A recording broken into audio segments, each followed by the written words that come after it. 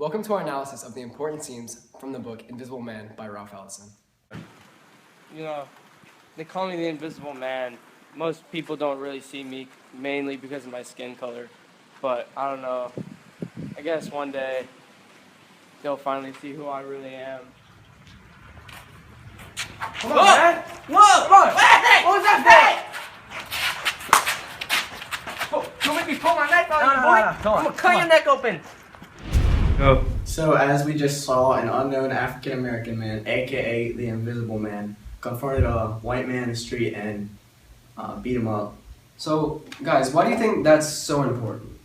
Well, it's actually significant because it foreshadows what's going to happen to the narrator later in the book.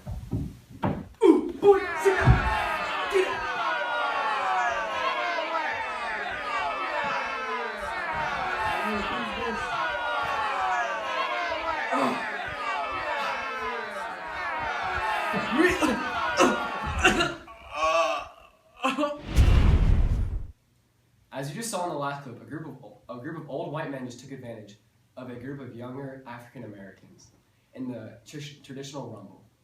So, this was significant to the story because the African American boys were forced to fight each other blindfolded, with the white men shouting out racial slurs to them and forcing them to do very cruel things to each other. Yeah, and this really sets the racial tone for the book, and is also where the narrator gives his speech, and this is how he gets accepted into the Alabama State College for Negroes. Oh, Mr. Bledsoe, you called me into your office. So, based on what I heard about what happened, I'm gonna have to expel you.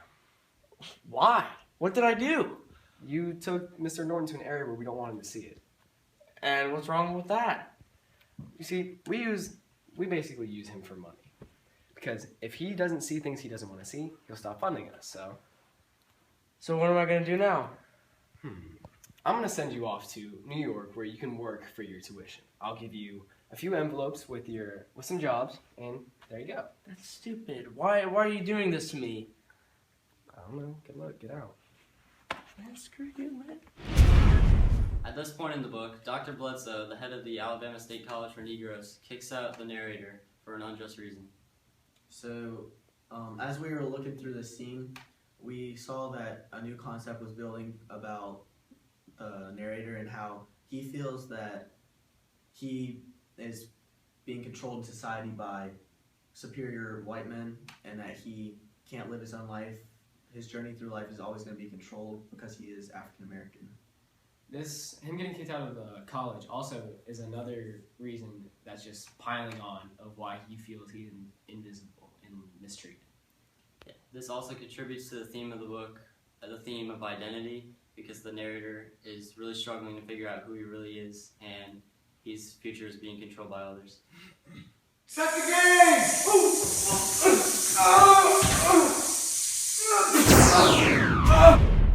As we just witnessed, the narrator was caught in a big workplace accident which forced him to be sent to the hospital due to his injuries.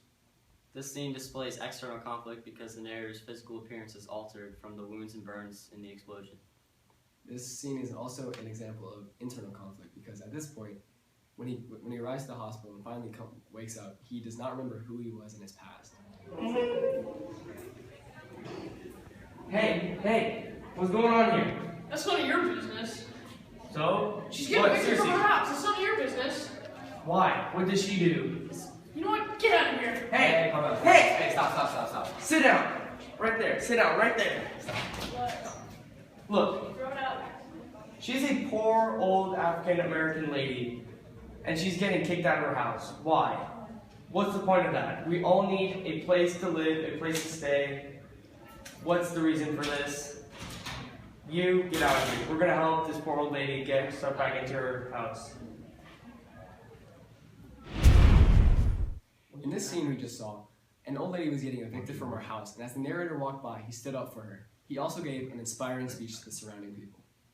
So how do you guys think this contributes to the overall meaning of the text? I think that it contributed to the text as this is the first act of rebellion seen by the narrator in the story, as he stands up for the lady against white guards, Even Yeah. when they have a gun. even when they have a gun. And given the inspiring speech, shows that he's confident in speaking about the civil rights issues going on in the time, and that he's willing to stand up for. He calls them their family, but other African American people living in the time period that he was, in the neighborhood that he was living in.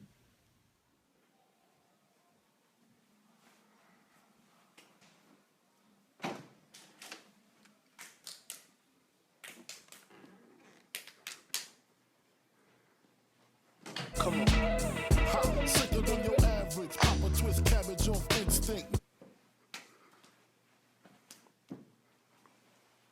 So this is the Brotherhood. We stand for peaceful rallying and protest against the unfavorable and more superior white folk in society. This is Brother Clifton. This is Brother Eastland. Are you up for the task? Yes, sir. You'll be positioned in Harlem tomorrow. Be ready. In this part of the book, we saw the narrator join the activist group called the Brotherhood, who peacefully protest against racism in society through planned rallies and protests. When the narrator joins the Brotherhood, he actually leaves his past self behind and creates a new identity for himself. He thinks by joining a group of individuals, he can become a true individual himself.